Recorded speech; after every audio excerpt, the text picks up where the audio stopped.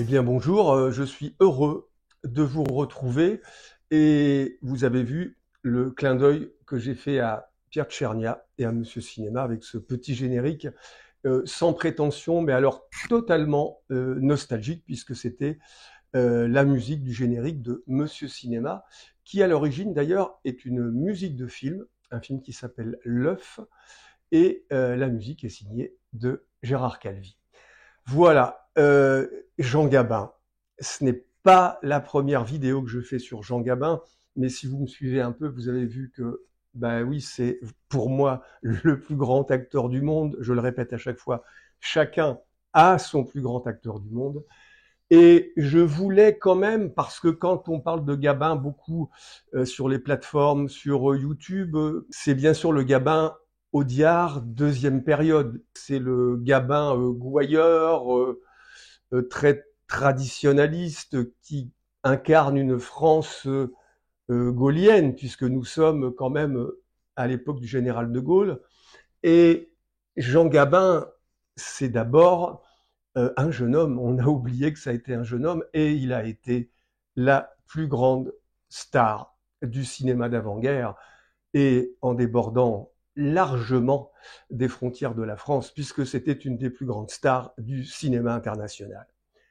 Jean Gabin, avant Jean Gabin, alors j'ai trouvé des extraits de films que moi-même je n'avais pas vus, quelques-uns, c'est rare parce que je connais quand même assez bien la carrière de Jean Gabin, mais vous allez découvrir un Gabin jeunot, avec une voix toute guillerette, avec un physique voilà, qui n'est pas celui du Gabin, je sais, que tout le monde connaît.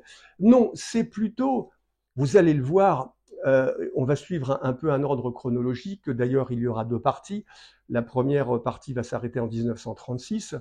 Vous allez découvrir un Jean Gabin qui est vraiment, qui n'a pas du tout la force tranquille de la deuxième période de sa carrière. Non, au contraire, c'est un Jean Gabin très irascible, très passionné, et qui incarne tellement le peuple français et qui va l'accompagner jusqu'au Front populaire, parce que Jean Gabin, c'est bien sûr à la fois l'aristocratie et bien sûr le peuple dans tout ce qu'il a de noble, une certaine aristocratie populaire, pourrait-on dire.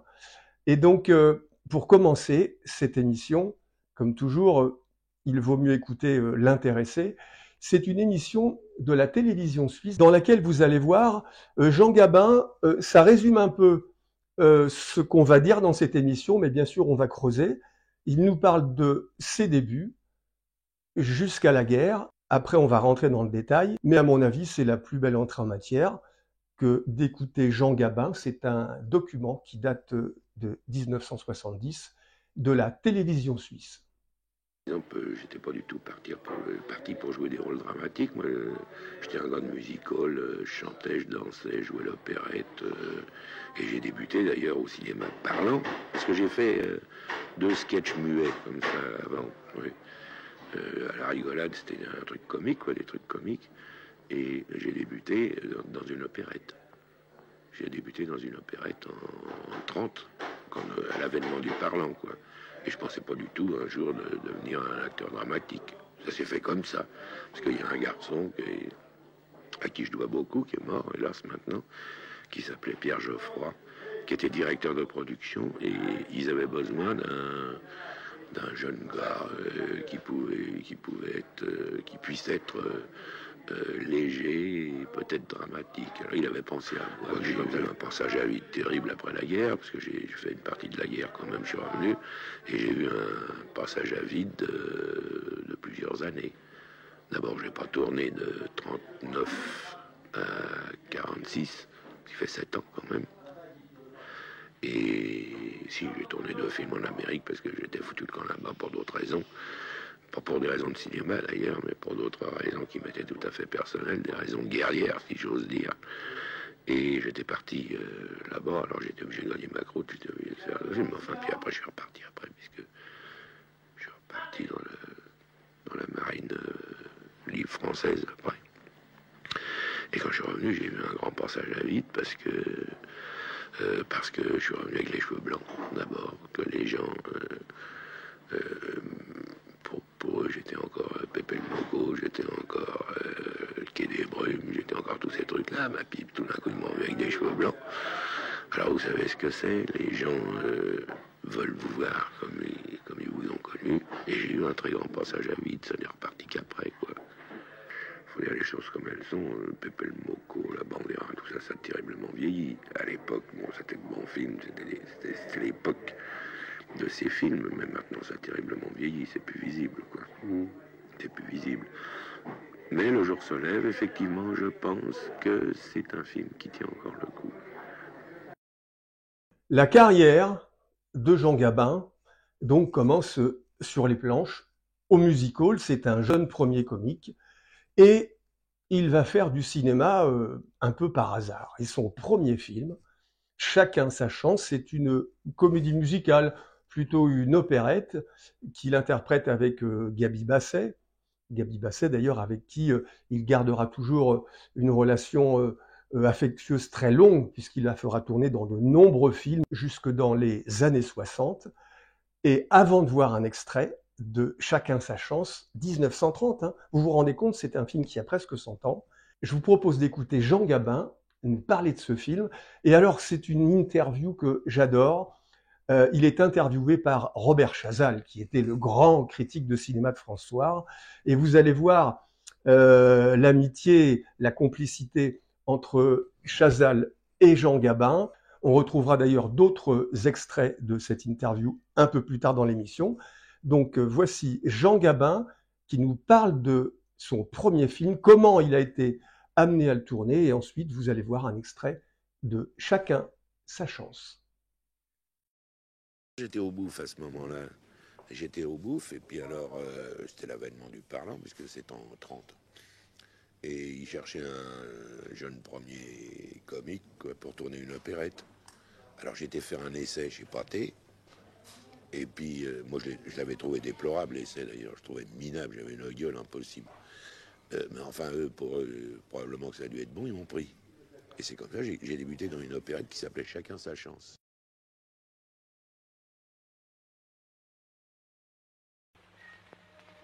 Sans me vanter, je suis bon garçon, modeste, sans façon, très, très gentil. Je n'ai pourtant que des soucis, et décevant, et c'est vexant. C'est trop à la fin, j'en suis tout éteint, et je maudis mon destin. Depuis mon enfance, la chance me fuit. C'est une vraie souffrance, j'y pense la nuit. Jamais d'argent, ni d'amis, ni d'amour, ni rien. C'est une vie de chien, indigne d'un chrétien. L'autobus s'avance, je m'élance, complet. Dès que mes vacances commencent, il pleut. L'aventure dure, oh dure, je gâche ma vie. Depuis l'enfance, la chance me fuit.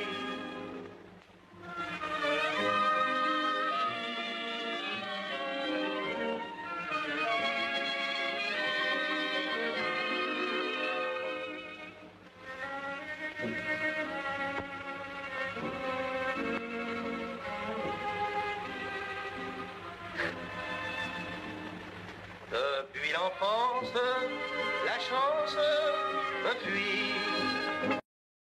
Alors vous avez vu qu'avec ce premier extrait de Chacun sa chance, Jean Gabin chante que la chance le fuit. C'est plutôt le début de la chance pour lui. Ce premier film va être le début d'une très très longue série. Bien sûr, il ne va pas tourner tout de suite les chefs-d'œuvre de l'avant-guerre. C'est un coup d'essai. Et l'année suivante, en 1931, alors là, c'est un film que je n'ai jamais vu en entier, qui s'appelle Méphisto. Et dans ce film, il y a une partie chantée. Alors, Jean Gabin y incarne un inspecteur de police qui chante, c'est son violon d'Ingres. Et il chante une chanson qui, aujourd'hui, dans cette époque où tout est interdit, il faut surtout pas qu'une tête dépasse. Bon, je vais pas faire mon Pascal Pro, mais écoutez cette chanson qu'on aurait taxée de grossophobie aujourd'hui, mais surtout ne commettons pas l'erreur de regarder le passé avec les yeux d'aujourd'hui. Regardons plutôt avec le sourire cet extrait chanté de Méphisto, 1931. Le titre de la chanson, je vous laisse le découvrir. Jean Gabin, chanteur.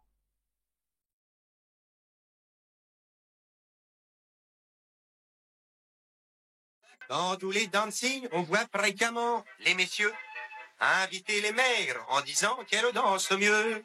Ça fait que les pauvres grassouillettes passent toute leur soirée sur la banquette. Moi, c'est le contraire, et pour danser, je prends toujours une grosse mémère, une vraie putaille, un vrai poids lourd. Je peux à peine l'entourer de mes deux bras. On se moque de moi, mais je m'en fais pas, parce que vive les grosses dames. 225 kilos, vive les grosses dames. Surtout quand on devient gros, pour transpirer, c'est bien mieux, je le proclame, que les haltères, le footing ou le vélo. Comme gymnastique, c'est vraiment merveilleux, très hygiénique. Dès qu'on engraisse un peu, si l'on a peur de grossir, de s'arrondir, d'épaissir, vive les grosses dames, pour faire maigrir, allez!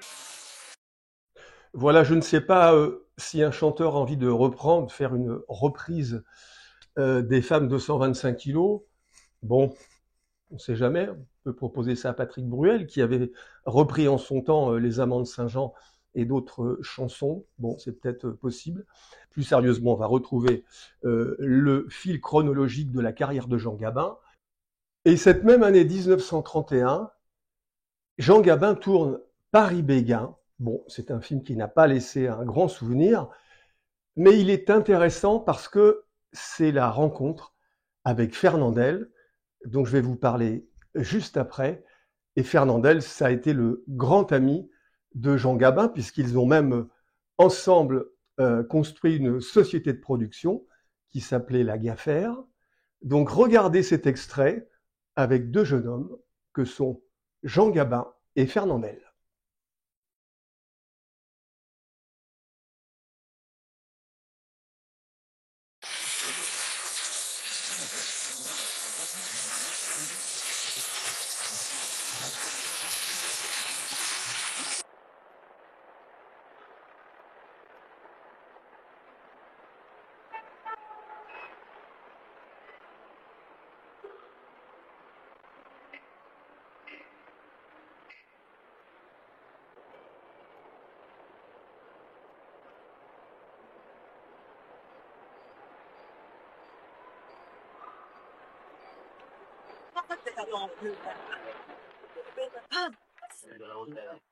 Qu'est-ce qu'il y a? Bonjour, Bonjour. ça me fait plaisir de vous voir, tu sais.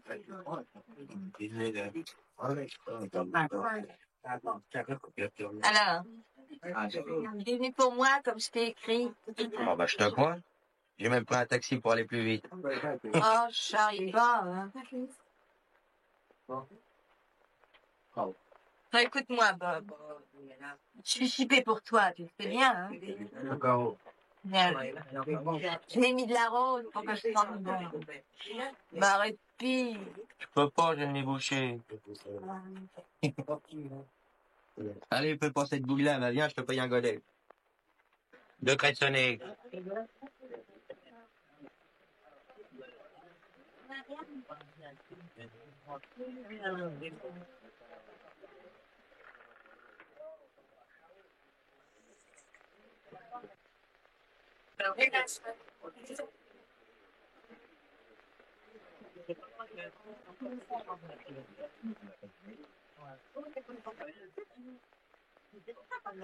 À tes amours?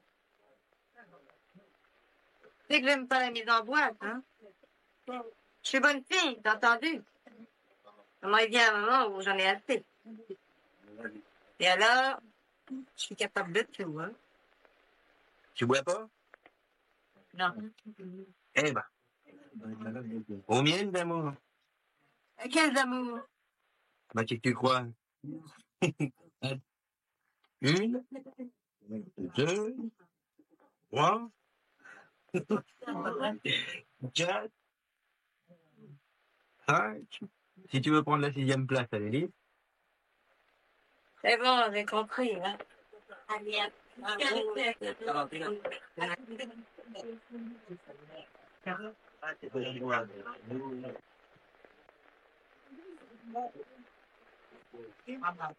Dis donc, si elle est là? Oui, au fond, là. Dérangez pas. Je partirai tout seul et je me suis barré. Et voilà. Et voilà. Pour une mouche, j'ai loupé ma carrière. Moi, si seul, qui pouvait devenir tel Charlot Chaplin. C'est malsain, mais c'est toujours malsain. Heureusement, cette vache-là, je l'ai creusée. Tiens, Bob, viens t'asseoir là. Oui, c'est vrai, c'est toi, Bob. Je vais te raconter l'histoire qui m'est arrivée. Oh, tu nous cours avec ton histoire, on la fera par cœur. Mais Bob la connaît pas. Comment je la connais pas? C'est pas à cause d'une mouche que tu t'es fait vider de ton musical? D'où c'est que tu le sais? Bah, je viens de la lire dans l'intro. Cette même année 1931, Jean Gabin tourne dans un film qui est une comédie adaptée de Courteline qui s'appelle Les Gaîtés de l'Escadron. Bon, c'est vraiment la mode de ce qu'on appelait les comiques troupiers. Le dernier connu étant Ouvrard, qui est mort au début des années 70 et qu'on voyait encore à la télévision. Il était déjà très âgé. Et ce film, Les Gaîtés de l'Escadron, a une particularité, c'est qu'il a au générique 3 noms des plus grandes stars du cinéma français d'avant-guerre: Rému, Jean Gabin et Fernandel. Et Jean Gabin et Fernandel avaient une véritable amitié. Vous savez que Fernandel est mort prématurément en 1970, alors qu'il tournait le dernier volet des Don Camillo et les contestataires. Le film sera tourné jusqu'à la fin, mais avec un autre acteur. Mais j'ai retrouvé un document à la mort de Fernandel. Jean Gabin s'exprime et on voit vraiment la peine qu'il a. Et j'ai toujours été assez, un peu étonné par, bien sûr, on n'est pas dans l'intimité des hommes, mais Jean Gabin, c'est un héros dans la vie comme au cinéma, peut-être plus dans la vie qu'au cinéma. Vous savez que quand la guerre est déclarée et que la France s'effondre en juin 40, Jean Gabin refuse de tourner pour les Allemands et il va s'exiler aux États-Unis où il tournera quelques films à Hollywood, alors que Fernandel, lui, choisit sa carrière. Il va tourner pour les Allemands, mais il ne sera pas le seul. Alors on est toujours un peu étonné, en tout cas c'est mon cas, de voir ces deux hommes qui n'ont pas fait les mêmes choix, mais je crois que c'est aussi la grandeur de Jean Gabin qui ne fait pas de son cas un exemple, alors qu'il pourrait l'être, parce que les résistants de la 25e heure, il y en a eu beaucoup. Jean Gabin, lui, s'est engagé en 41 dans la marine française libre. Il a fait les combats en France de la 2e DB, dans la poche de Royan d'ailleurs, pas très loin d'ici.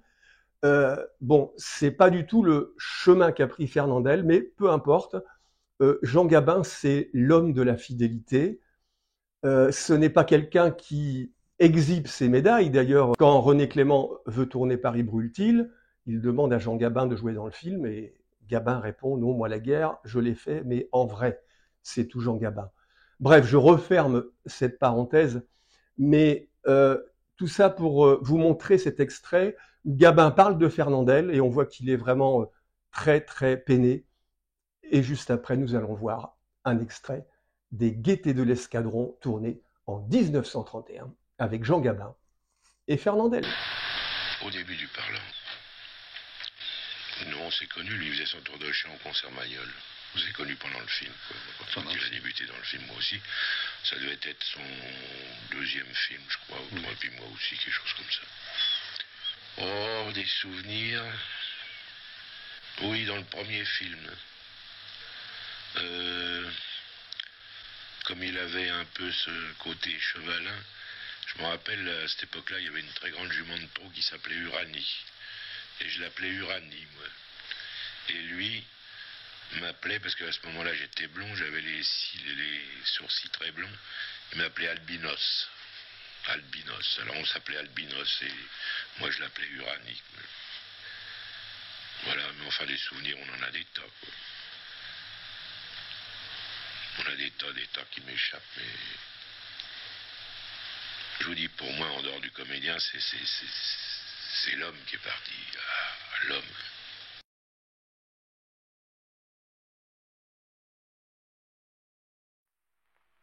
Hein?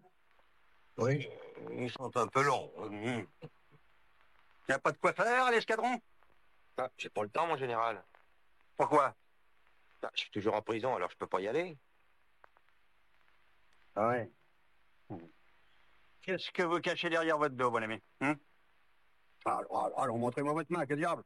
Je ne suis pas un croque-mitaine. Hein?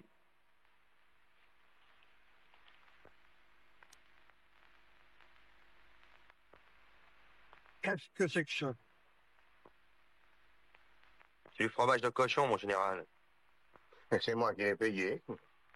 Eh ben, ils se mettent bien, vos prisonniers. Mon général, en effet, les hommes punis de prison n'ont droit qu'à leur gamelle, sans pain et sans viande. Mais enfin, faut faire attention, mon général, n'est-ce pas? Ce sont des jeunes gens, ils ont des estomacs de 20 ans, n'est-ce pas, oui? Naturellement, oui. Il est déjà bien assez dur de n'avoir à boire que de l'eau claire. Ah ben ça, l'eau claire, je ne pourrais pas vous l'affirmer, mon général. Vous savez, en prison, il y a toujours un camarade qui peut faire passer un litre de vin ou deux, n'est-ce pas, le bourrique? Alors nous continuons notre cheminement chronologique dans la carrière de Jean Gabin. Nous sommes en 1932 et Jean Gabin va nous présenter le film dont je veux vous parler. Il s'agit de La Belle Marinière.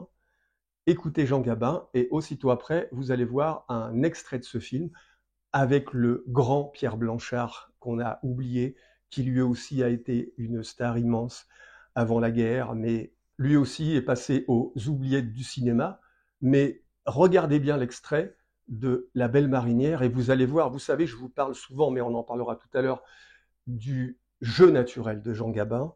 Je crois qu'on peut dire que Pierre Blanchard aussi a un jeu très naturel. Et vous allez voir dans cet extrait comment s'accordent le jeu de Jean Gabin et le jeu de Pierre Blanchard, avec en fond Madeleine Renaud. Vous allez voir, penser à cette scène que j'ai colorisée, mais c'est un peu une trahison, bien sûr, la colorisation, mais c'est pour essayer de rapprocher un peu de nous cette scène tournée il y a bientôt un siècle. Mais regardez, je n'aime pas le mot modernité, mais regardez le jeu tellement fluide de ces très grands acteurs et pensez au cabotinage du cinéma français d'aujourd'hui. Quel est le premier grand film que tu as fait qui t'a fait vraiment démarrer? Eh bien, écoute, je vais te dire, c'était un film charmant, d'après une pièce d'Achard qui s'appelait La Belle Marinière. J'ai tourné ça avec Madeleine Renaud, que j'adore, entre parenthèses. Alors, Madeleine Renaud et Pierre Blanchard. Et ça s'appelait La Belle Marinière, et c'est Lachman qui avait mis en scène. Et c'était le premier important, ça? Oui, avec réellement un joli film.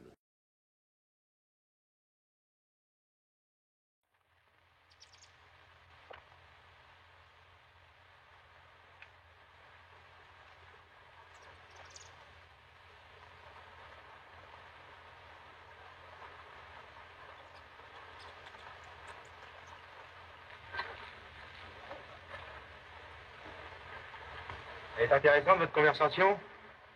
Oui, pourquoi? Elle en a l'air. Bon, pardon de vous déranger, mais j'ai besoin de toi pour Tombouctou. Si tu veux. Vos bêtes, elle tient plus. D'abord, tout ça, c'est arrivé par ta faute. C'est toi qui le conduisais quand il est tombé. Et tu crois qu'ils l'en ont empêché? Parfaitement, je connais mon métier, moi. Je ne connais pas, moi. Avec un vent aussi dur, j'aurais raccourci la corde. Je l'ai fait. Pas assez. Tu t'occupais un peu plus de ton boulot, tout ça serait pas arrivé. Mon monsieur fait le joli cœur. Joli cœur. Pour faire le joli cœur, faut avoir une autre gueule que la tienne. Dis. Ma soeur te suffit plus maintenant? Pour ma femme? Pourquoi est-ce que tu dis ça, Pierre? Tu sais très bien que dans une heure, tu regretteras ce que tu viens de dire. Faut t'en aller en roulant les épaules, va. Roule les épaules, moi. On n'a jamais l'air d'un marin. À ce coup-là, tu commences à me cavaler, comprends-tu? Un idiot qui sait même pas calculer le vent. Pas calculer le vent, moi, c'est peut-être toi qui vas me l'apprendre. Parfaitement, je pourrais te l'apprendre. La question est pas là. T'as dit que tu étais à ton boulot, t'aurais pas esquinté mon cheval. Ah, Pierre, tu vas retirer ça. Tout est fini entre nous, mais tu vas retirer ça. Je te dis que c'est toi qui as crabé mon cheval. Ah, Pierre, je suis calme, mais je sais pas pour combien de temps. Retire ça. Non. Tu viens de démolir une amitié de 10 ans, Pierre. Je m'en irai. Parce que ce coup-là, je m'en irai, Marinette. Mais pas avant que tu aies retiré ça. Non, là, vous allez pas vous battre. Non, laissez-nous, Marinette. Ah, fous-nous la paix, toi. Retire ça, Pierre. Retire ça ou prends garde. Tu crois que tu me fais peur?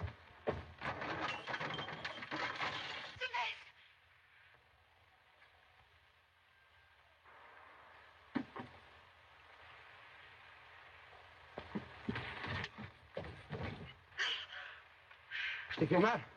Fallait pas dire que j'avais crevé ton cheval. Je le répète, attention, Pierre, attention. Ah, bon Dieu que c'est bête que nous faisons, là, bon Dieu que c'est bon.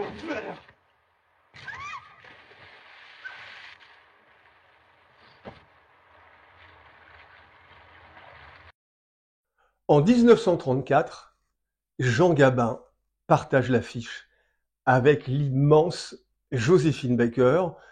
Bon, le film n'est pas un chef-d'œuvre, mais c'est quand même une perle rare d'avoir sur le même écran ces deux monstres sacrés, Gabin et Joséphine, et ça donne une comédie musicale qui s'appelle Zouzou.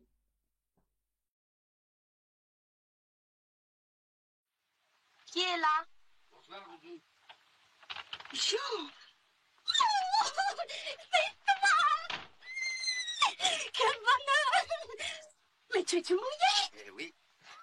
Papa Mélé! Papa Mélé! C'est Jean! C'est Jean! Non. C'est Jean! Oui! Bonjour, petit père. Mais tu es tout salé. Qu'est-ce qu'il y a? Il pleut?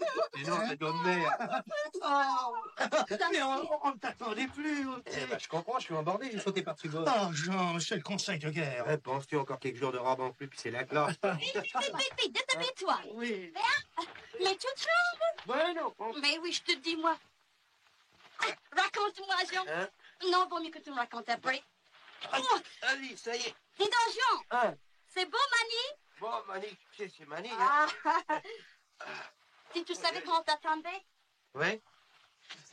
Et puis, tout à l'heure, Oui. quand on m'a dit que tu ne descendais pas. Elle voulait aller voir l'amiral. Ben, il l'aurait bien reçu, l'amiral. Mais qu'est-ce que tu as? Ah bah, c'est un tatouage, c'est une dame. Ça t'a fait mal? Ah oui, mais dis donc, c'est joli. Qui est cette femme? N'importe laquelle. Si j'avais voulu pour le même prix, je pouvais avoir un crocodile. J'aime mieux le crocodile. Allez, mais ça fait du bien d'être chez toi.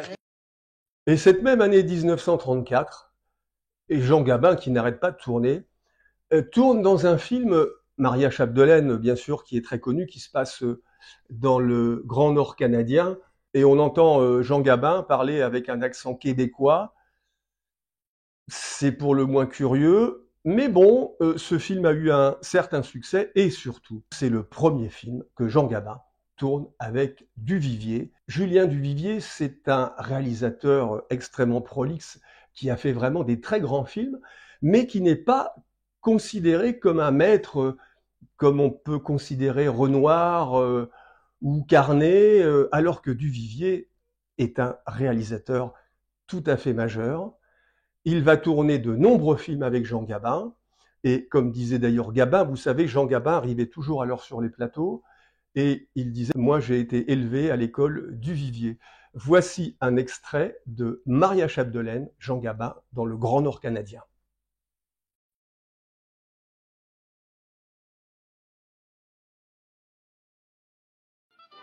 Ah, parole! Mais c'est François Paradis!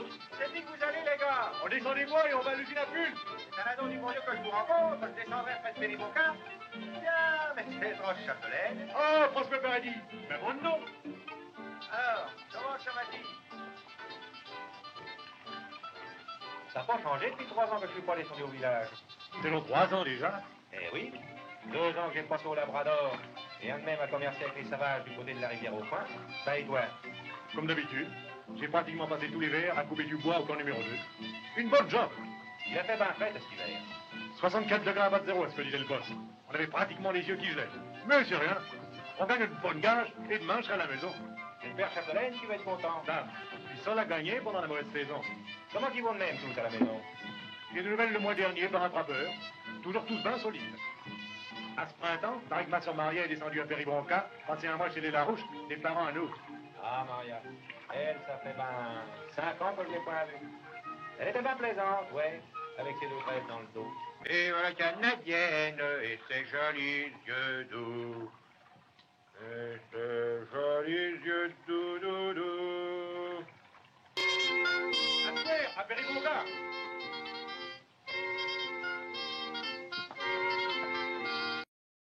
Et je vous propose de retrouver Robert Chazal en 1970. Il fait une longue interview avec Jean Gabin.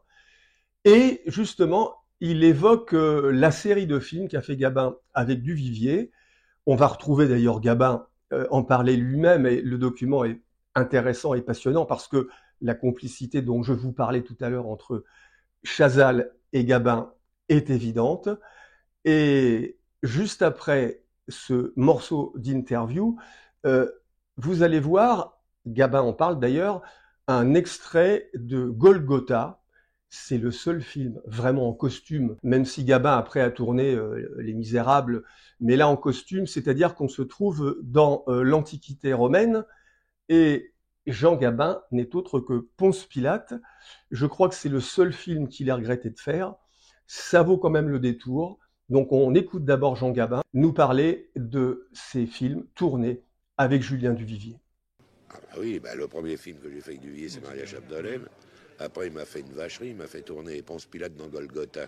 Ah oui, c'est avec, D'ailleurs, il y avec avait- Feuillère. Oui, avec Feuillère, je l'appelle toujours Madame Ponce, d'ailleurs, Feuillère. Et bonjour Madame Ponce. Et il y a eu d'ailleurs, au sujet de ce film, il y a eu une critique formidable de Janson. Formidable. Je me suis jamais tant marré. À ce moment-là, il était au Canard enchaîné et il avait écrit Quentin Gabin. Il a plutôt l'air de descendre de la courtille que du Golgotha, mais il s'en lave les pognes. C'est joli, non? Et ça t'amuse maintenant, mais à l'époque. Oh, je me suis marré. Oh, bon, moi, je me suis marré. C'est marrant, oui.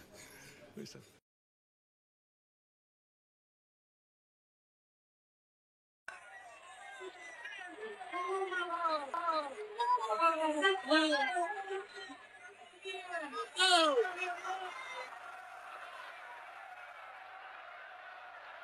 Je suis innocent du sang de Togus. De votre affaire.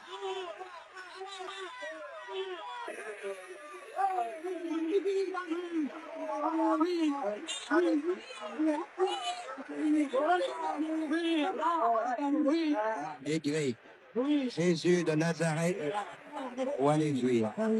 Et n'écris pas qu'il est le roi des Juifs. Écris qu'il a dit que tu es le roi des Juifs.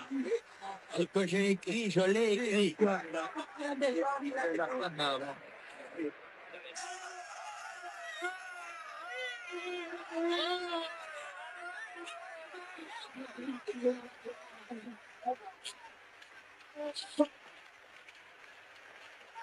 La rédaction de Guitulis ne l'aura pas plu, c'est ce que je voulais. Et puis, se mettre en refroidissement, c'est 7 autres bandits. Ça fera les scores au roi des Juifs. Et nous allons rester avec Duvivier et Jean Gabin, puisque cette même année 1935, Jean Gabin tourne ce qui est certainement son premier grand film. Il s'agit de La Bandera. Vous savez, c'est la Légion étrangère espagnole, un film où il retrouve encore Robert Le Vigan. C'est un pur chef-d'œuvre. Alors vous allez voir ce qu'en dit Jean Gabin, et tout de suite après, nous allons voir un extrait de La Bandera. C'est un face-à-face entre Robert Le Vigan et Jean Gabin, et un Jean Gabin, comme je vous le disais au début de cet épisode, un Jean Gabin irascible, qui est à fleur de peau, et je ne vous en dis pas plus. Jean Gabin, La Bandera en 1935. Le film alors où j'ai démarré, c'est avec La Bandera, en 34. De Duvivier. De Duvivier. Duvivier, t'as tourné 6 ou 7 fois. Hein. Ah bah oui, bah le premier film que j'ai fait avec Duvivier, c'est Maria Chapdelaine. Bon, tout ça, au fond, avant-guerre, c'était rien que des grands metteurs en scène. T'as tourné avec Carnet, avec Duvivier, avec que j'ai tourné Renoir. avec Duvivier, Renoir, Carnet, Grémillon. Mais tu sais, je fais plusieurs films avec ces gars-là, tu comprends? Oui, chacun. Parce que finalement, dans l'ensemble, presque tous les films que j'ai faits, je les ai faits avec très peu de metteurs en scène, parce que j'ai tourné 4 ou 5 films avec chaque metteur en scène, des fois plus d'ailleurs. Ça veut dire que tu es fidèle ou ça veut dire quoi? Peut-être, oui, je suis fidèle. Je suis fidèle, puis j'aime avoir mes habitudes, moi, tu sais. Je suis pas comme ça, je suis à mon aise avec les gars que je connais, tu comprends? Aussi bien pour les équipes d'ailleurs, pour les équipes d'opérateurs, pour les équipes pour le son, tout ça. J'aime pas me retrouver en pays étranger. J'aime bien me retrouver mes vieilles habitudes. Je suis un vieux schnock maintenant. Tu sais.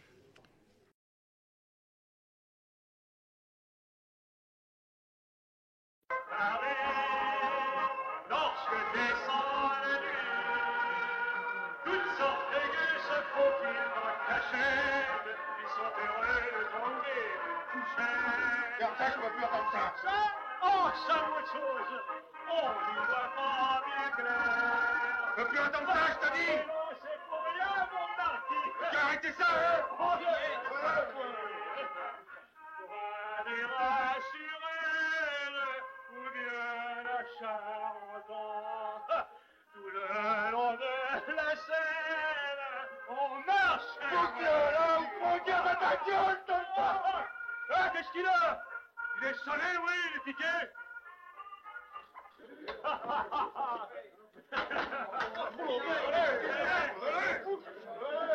C'est toi qui as combiné ça à Tilly, ces gens-là.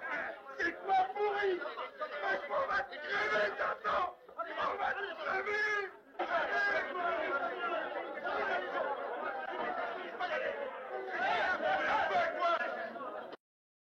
Je vous disais au début de cet épisode que Jean Gabin, le jeune Jean Gabin, dans ses grands rôles, il a la vingtaine, la trentaine, il accompagne vraiment l'histoire du peuple français jusqu'à la tragédie de juin 40. Et nous arrivons en 1936 au Front populaire. Et s'il y a un film qui incarne le Front populaire, bien évidemment, il s'agit de La Belle Équipe.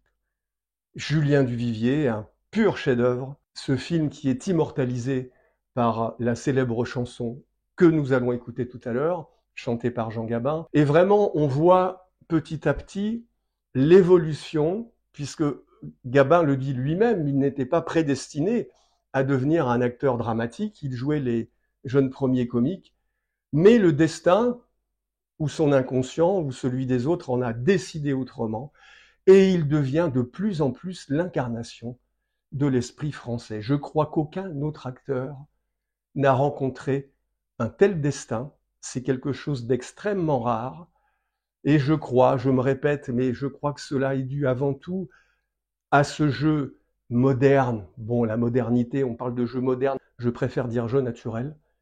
Jean Gabin ne joue pas, il est, tout simplement. Et avant de regarder Jean Gabin nous parler de son métier au music-hall qui va l'amener après à jouer dans La Belle Équipe, quelques années plus tard, bien évidemment, je voudrais vous faire entendre, c'est très rapide, 2 interviews de Denis de la Patelière et de Pierre Granier de Fer qui ont fait tourner Gabin et qui expliquent beaucoup mieux que moi en quoi tient le jeu de Jean Gabin et qui n'est pas du tout une caricature, mais qui est tout dans la retenue. Jean Gabin, c'est un acteur qui ne fait pas d'effet. Regardez les acteurs français aujourd'hui. Je ne vais pas citer de noms, mais parmi les plus grands, les mieux payés du cinéma français, ce n'est pas du tout un reproche, c'est une avalanche d'effets. C'est au théâtre ce soir. Bref, regardez l'économie de mouvements, de regards, de gestes, de sentiments. Le jeu de Gabin, c'est de la dentelle. Alors nous allons écouter Granier de Fer et Denis de la Patelière, comme disait Gabin. Et aussitôt après, je vous propose de retrouver Jean Gabin et la belle équipe. Il était le premier à l'époque à jouer comme ça. Quand on voit les films de l'époque où il y a Gabin et les autres, il y a un décalage énorme. Gabin, dans Le Jour se lève, il est totalement dans ce qu'on peut appeler le jeu moderne. Il n'y a rien, il n'y a pas une fioriture. Ça, c'est parfait. Toutes les stars doivent être comme ça. C'est-à-dire qu'en même temps, ils représentent un personnage, ils jouent plus ou moins ce personnage, ils le font passer plus ou moins fort, et en même temps, ils restent ce qu'ils sont. Et Jean est le type même de ce genre de star. C'est-à-dire que quand on voyait ces films, à la fois, on croyait au personnage, à la fois, on savait que c'était Gabin.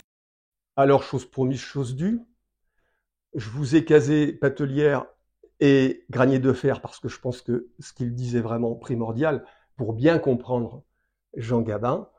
Et là, nous retrouvons Jean Gabin nous parler de ses débuts au musical et de Duvivier et de la belle équipe.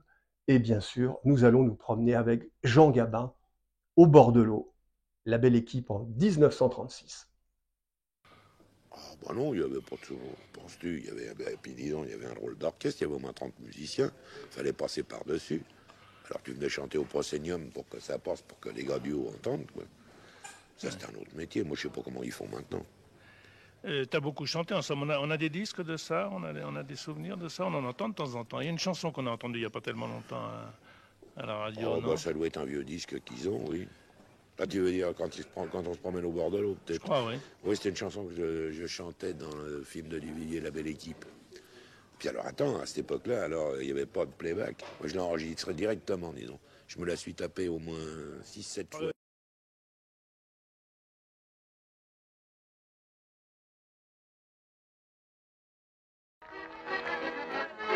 Du lundi jusqu'au samedi pour gagner des radis. Quand on a fait sans entrain son boulot quotidien, subit le propriétaire, percepteur de la boulangère, et trimballer sa vie de chien. Le dimanche vivement, on file à nos jambes, alors brusquement, tout paraît charmant. Quand on se promène au bord de l'eau, comme tout est beau, quel renouveau. Paris au loin nous semble une prison. On a le cœur plein de chansons. L'odeur des fleurs nous met à l'envers. Et le bonheur nous saoule pour pas faire. Chagrin et peine de la semaine. Tout est noyé dans le bleu, dans le vert.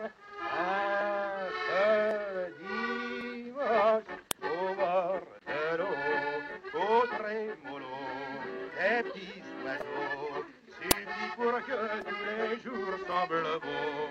Quand on se promène au bord de l'eau.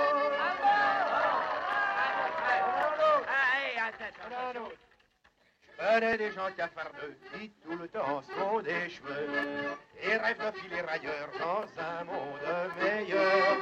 Ils dépensent des tas d'oseille pour découvrir des merveilles. Ben moi ça me fait mal au cœur car y a pas besoin pour trouver un coin où l'on se trouve bien de chercher si loin. Tout ensemble on fait. On se promène au bord. Et pour terminer cette première partie, nous allons parler du grand film qu'a tourné Jean Renoir d'après Gorky, Les Bas-fonds. C'est un film presque de genre qui se passe en Russie, bien évidemment, et c'est la seule fois où ces deux monstres sacrés, Gabin et Jouvet, vont tourner ensemble. J'adore Louis Jouvet, j'ai idolâtré Louis Jouvet et je l'aime toujours beaucoup, mais c'est un jeu extrêmement théâtral et c'est tellement intéressant de voir dans la scène que vous allez voir la différence de jeu entre Gabin et Jouvet, mais c'est un match au sommet. Je vous propose tout de suite de retrouver Jean Gabin, Louis Jouvet dans Les Bas-fonds de Jean Renoir en 1936.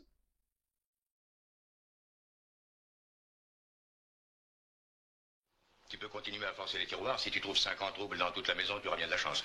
Quant au reste, je t'en fais volontiers cadeau, ce n'est plus à moi. Un petit coup pour t'encourager? Non? Oui? Oui.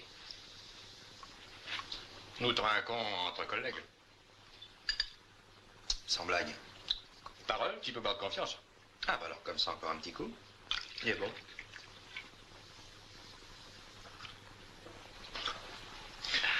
La branche où tu travailles, c'est profitable? Bon, oui et non. Il y a du bon et du mauvais. On espère toujours le grand coup qui vous suffira pour toute la vie et puis il n'arrive jamais. Mon pauvre ami, tout le monde en est là. Tu n'as pas faim? Non, bah je ne voudrais pas abuser. Hein. Tu voulais mes pendules et tu refuses mon rôti de veau, ça n'est pas logique. La logique, je m'en fiche seulement. Moi, j'ai de l'éducation et puis du savoir-vivre. Pour te mettre à l'aise, disons que le vol. Alors comme ça, c'est différent. Comme ça me plaît. Alors.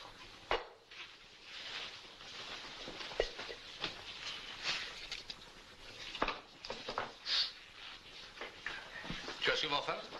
Ah bah ça m'arrive. Et où couches-tu? Dans un asile. Et la vie te plaît? Ça dépend les jours. Quand ça? Quand ça? Bah l'été par exemple, quand il fait bien chaud. J'aime bien aller dormir un petit peu dans l'herbe. On est bien couché dans l'herbe. Des fois.